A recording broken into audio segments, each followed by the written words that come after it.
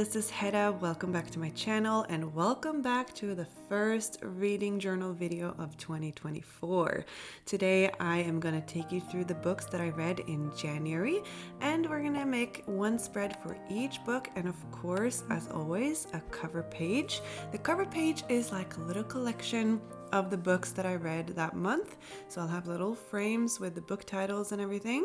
I got this beautiful sticker with a girl and a dragon on it from Sibylline Maynet, so I decided to use that as the main component of my cover page, and I just built the rest of the spread around it with all of this blue stationery that I had lying around. Some of this I have bought myself, some of it you guys have gifted me in pen pal letters, for example. So I don't know where everything is from, but I will list what I know in the description box below with links to what I have links for. Since this is a collage type of spread, there is a lot of getting stuff out, moving them around, testing, will it look good here? Should it be there instead? Is this balanced? Yada, yada, yada.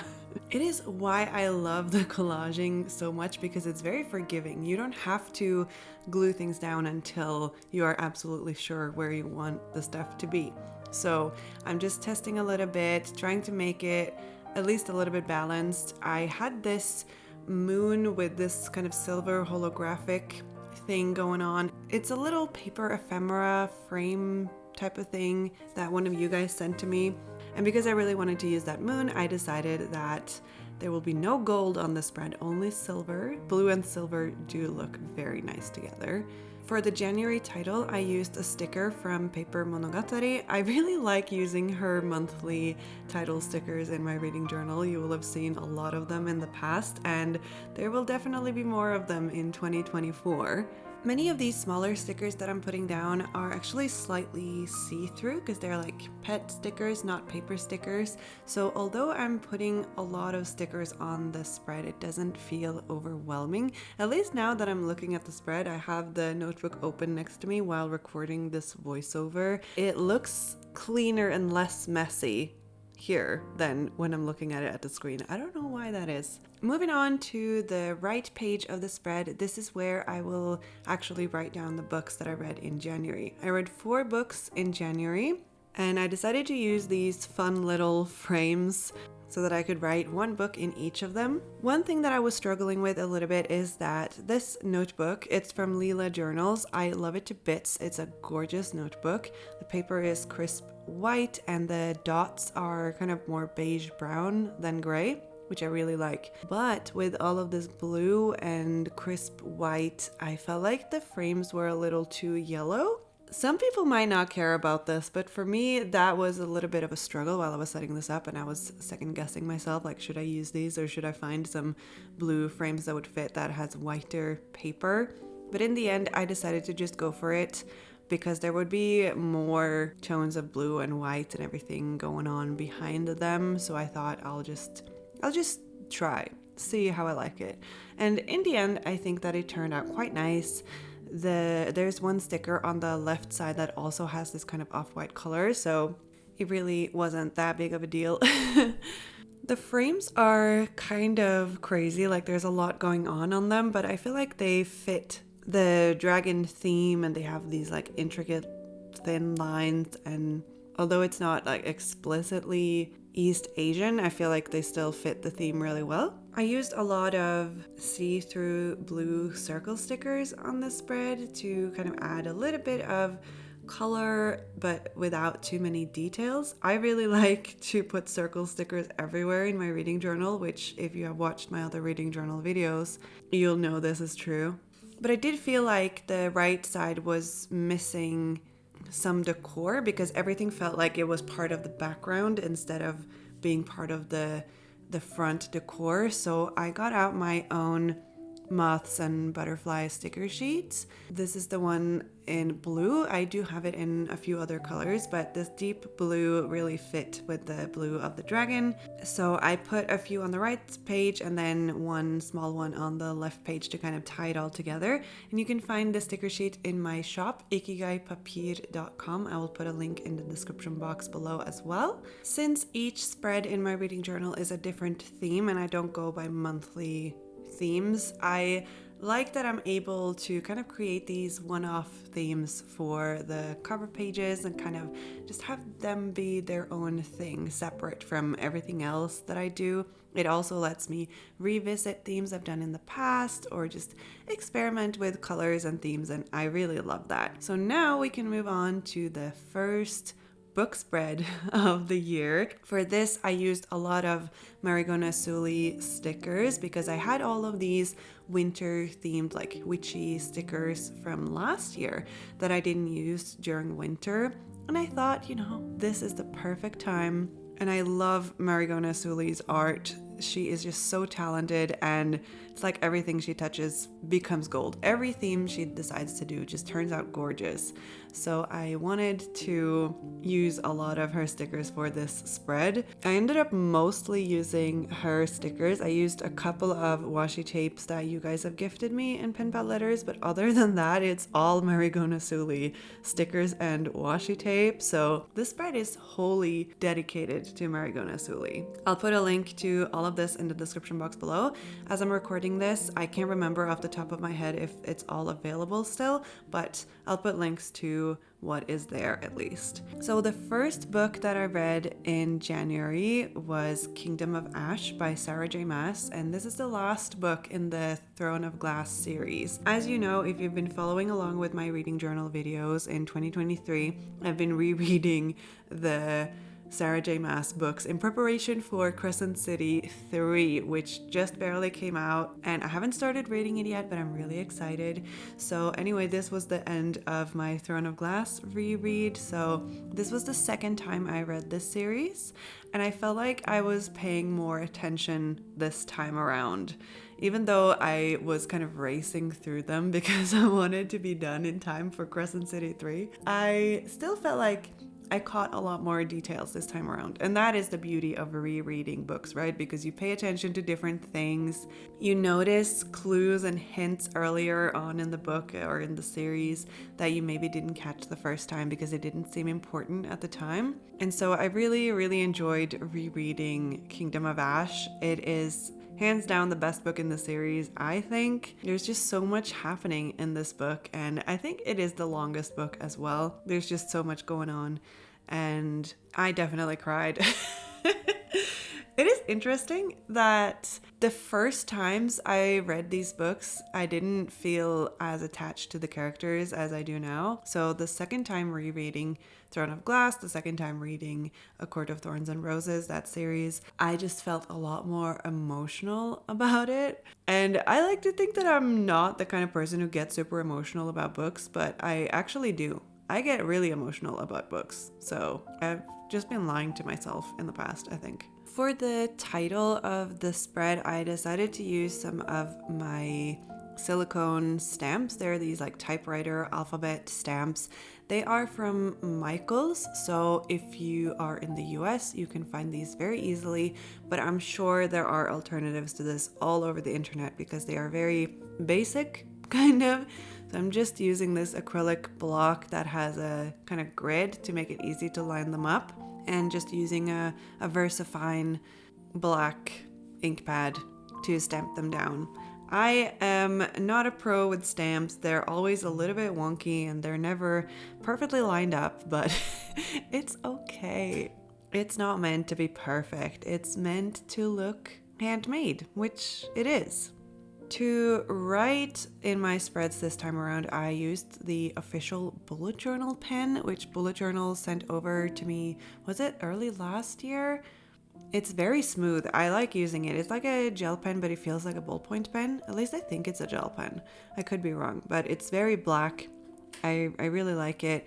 The only thing is that it's quite short, so it is a little bit unusual to hold it because I'm so used to my pens being longer, but overall, I like the pen. And that is it for the Kingdom of Ash spread. And now we can move on to the second book that I read in January. This one was recommended to me by one of you guys, actually. For this spread, I used a lot of stickers and ephemera and washi tape from Paper Monogatari. These are from her Starborn collection, and it's a permanent collection, so it's always in the shop. The thing about Paper Monogatari is that she does these limited collections, and once they're sold out, they're gone. So a lot of the time, especially when I make my reading journal videos, I will use stuff from her older collections, and then I'll get comments or messages saying like, oh, I can't find these stickers or these washi tapes on her website. And that's because they are limited. So they usually stay in the shop for like 2 or 3 months, and then they're gone and there's a new one replacing it. But the Starborn collection is a permanent collection, so this one will not go away. And I really like how magical it is. It has really pretty gold details. It has stickers with black background, which is really cool. And they just feel really magical, which was perfect for this spread because this book is very much about magic. These moon stamps are from Notebook Therapy, and I completely messed up the stamping. The left 2 crescent moons are just not on a straight line, but it's fine. I already said stamps are not my strong suit. Anyway, this book was recommended to me by one of you guys as one of the books that I could use for my challenge for 2024. I have a reading challenge for 2024.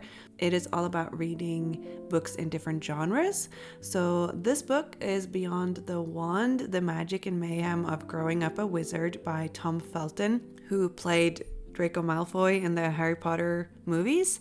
It's an autobiography by Tom Felton, and I listened to the audiobook because he reads the audiobook himself. I just really enjoy listening to the audiobook versions of autobiographies if they are read by the person who actually lived the experiences. It was really interesting. There was a lot in this book that I didn't know about. I mean, I haven't really kept up with Tom Felton since the Harry Potter movies came out, which I really enjoyed watching as a kid. I mostly read fiction, and so reading autobiographies, it's hard for me to tell if it's a well-written book or not. So I'll kind of just judge this book based on how much I enjoyed it, because that's how I usually judge books. And I felt like it was okay. I wouldn't call it a masterpiece, but it was interesting and enjoyable, and I learned a lot about what it was like for him growing up on the set of Harry Potter and his relationships with his co-stars, his admiration for the older actors on the set, especially as he grew up and realized how much they impacted him in a positive way. I know some people don't like to know behind the scenes stuff of movies that they really enjoy because it kind of ruins the magic for them. But for me, I really enjoy behind the scenes stuff. I love to see like how it was made, to get to know the actors and all of that. So I really enjoyed this. I would probably recommend this if you're like me and you're interested in stuff like this. I don't think this book would necessarily be that interesting if you don't already have I wouldn't say relationship, that sounds weird, but like if you have a relationship to this actor. But overall, I enjoyed it. I think it was a fun little read. It's not the longest book. Autobiographies tend to not be that long, which I think is good because there's just so much you can take reading about someone else's life, I think. The next book that I read in January is one that I picked up pretty spontaneously. I just saw it on Goodreads and I was reminded of this other trilogy that I read by this author that I really liked. So this book is called The Adventures of Amina al-Sirafi, and it's by Shannon Chakraborty. A few years ago, I think in 2019, I read the Devabad trilogy and I really, really enjoyed it. It's a fantasy trilogy set in the Middle East, but it also has magic, so not really, but it does have influences from Middle Eastern cultures, from Islam, other religions, so it's just really an interesting mix. And I just really love reading fantasy books that are set in different parts of the world, because a lot of the time when I read fantasy, they are by British or American authors and they're set in the Western world, right? So that's why I really enjoyed reading R.F. Kuang and Shannon Chakraborty, because they offer a different cultural aspect in their fantasy books, and I really enjoy that. Even though both R.F. Kuang and Shannon Chakraborty are American, of course they have roots from their respective cultures. There are just so many things that I really enjoy about this book. First of all, the main character, Amina al-Sirafi, she is a woman in her 40s. She has a bad knee. She is a mother. She is kind of retired from pirate life. You know, she has had that growing up story before, and we don't hear about that. We hear about the now, where she is older, she's an adult. This is not a coming of age story. This is not a young adult novel. This is like about an actual adult. And I really, really enjoyed that, because a lot of the time fantasy books will focus on a younger protagonist, and that's fine. I really enjoy that too. But there's just something about this book and this type of protagonist that I really like, because it shows you that life isn't over when you're an adult, and you can still have adventures, and you can still experience so many amazing things, and things can change, and you can grow even if you're an adult. And as I'm getting older too, like, I'm only 30, I'm not old, but as I'm getting older, it's kind of comforting to have stories like this, because it shows me that exciting things are still ahead, you know? So yeah, this book just has a lot of great things. It has sea monsters, it has magic, it has legends and myths, and your personal relationship to religion. It has queer characters, it has friends and like found family. I don't know, this was just a really comforting read, and I'm really excited about the next 2 books in the series, because I think that the story can take a pretty wild turn from here, because there is a lot going on in the background that is kind of just hinted at in this first book. Especially in the second half of the book, there's just a lot of things happening that was very unexpected. So yeah, I'm really excited for the next book. Ooh, but about the decor of the spread, I mostly used pet tape and stickers from Notebook Therapy. The waves is part of their Hinoki line, and so are a lot of the stickers here that I just cut out from the pet tape. I just really wanted to do a little bit of an ocean theme, because it is a book about pirates, and it felt fitting. And I don't get to use these pet tapes very often, because I don't really have that much stationery that is ocean themed and kind of fits this particular blue color. So I really enjoy that. It also has these holographic details, which are really fun. I'll put links in the description box if you want to check them out yourself. I also have a 10% discount code, so you can go to the description box for that. For the 4th and final book that I read in January, I decided to use a lot of stickers and ephemera from Leela Journals. Like I mentioned before, this notebook is from Leela Journals, and I wanted to do a spread dedicated to her stickers as well. I did use a cat sticker from Paper Monogatari, and I used some circle stickers that one of you guys sent to me in a pen pal letter, but other than that, this is mostly Leela Journals art. And the 4th book that I read in January will not come as a surprise to you guys, since I've been rereading the Sarah J. Maas book. So this is Crescent City, House of Earth and Blood. It is the first book in the Crescent City series. Since I had reread Alcatar and Throne of Glass, I could finally start rereading Crescent City. Although it hasn't been that long since I read it the first time, I think a little over a year. I was really excited to get started again because of Crescent City 3, obviously. As we are in the beginning of February, I have read Crescent City 2, and I can finally start on Crescent City 3, but we are still in January in this video. So this is the final book that I read in January. The cat sticker is because it reminded me of Adis, so that's why I put it there. It's how I picture Adis. If you've already read Crescent City 3, please no spoilers in the comment section. We don't like spoilers here on my channel, so leave it.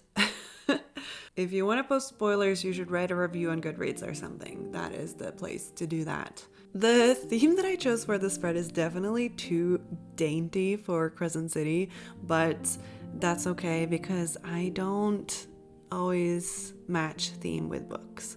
Most of the time, I don't match.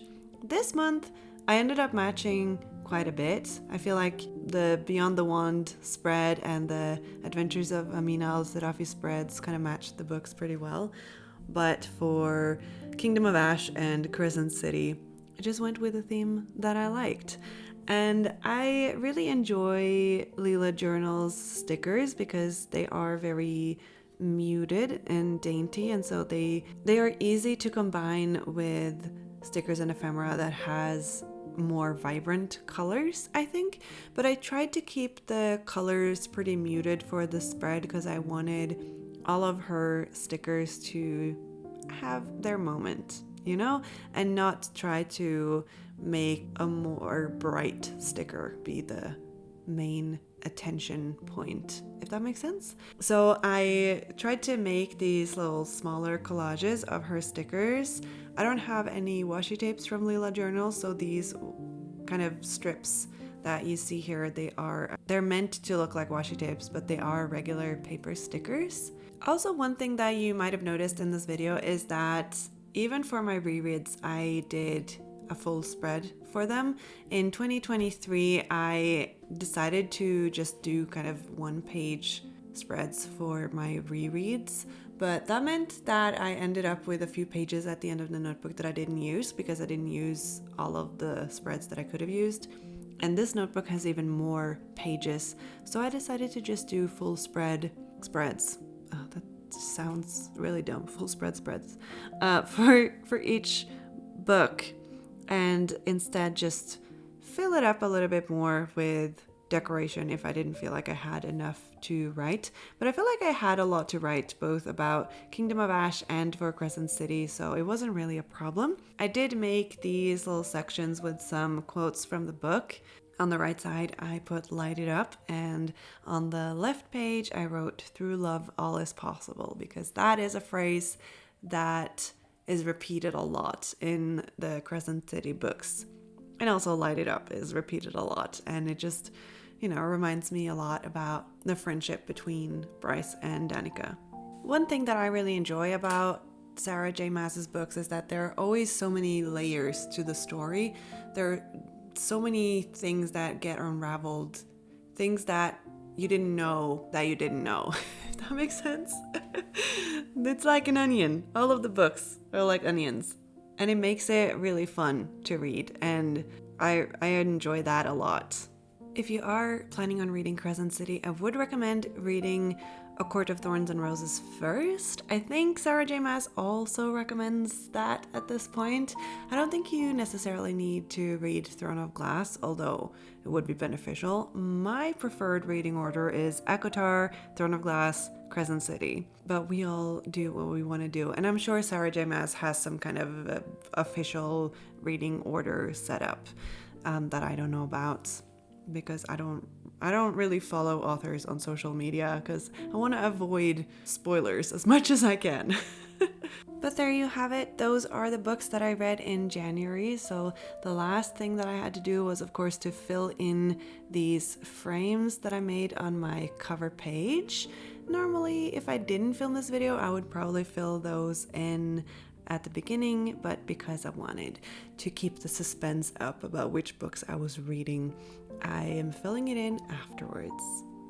I think I read a lot of great books this January. I enjoyed them all, and I think my favorite would maybe be The Adventures of Amina al-Sirafi, but it could be just because like 2 of the books were rereads, so I already knew what would happen, although I had forgotten a lot about what was going on in Crescent City 1, I will say that, so it felt like I was reading it for the first time. But if I could only recommend one book, it would be The Adventures of Amina al-Sirafi, I think. So now we can do a little flip through of all of the spreads, get a little final look at them. If you guys watched this video all the way to the end, be sure to put a dragon emoji in your comment to let me know. Also, let me know if you have read any of these books, if you have any thoughts on them. Just try to avoid any spoilers. I am so excited to finally be able to use this journal because I was itching to use it. I set it up late November and haven't been able to use it until now, so very happy about that. It's just so much fun to move into a new journal. If you have a journal like this or a bullet journal, you probably know exactly what I'm talking about. New journals are just so much fun, and it helps that this is a gorgeous one. Thank you so much for watching this video. I really hope that you enjoyed it. I'm excited for lots more reading journal videos this year, and I'm excited for all the books that I'm gonna read, and I hope you are as well for the books you will read, whether it is 1 book a month or 10, whatever suits you and your life. I feel like 4 books was a lot to read this month, especially because 3 of them were really long. I hope that the first month of the year has treated you well, and I hope that you'll stick around for my next video. Definitely hit the subscribe button if you haven't already, and be sure to click the like button on this video because that helps YouTube know that this video should be shown to more people. I hope that you're all having a lovely day, and I'll see you next time. Bye!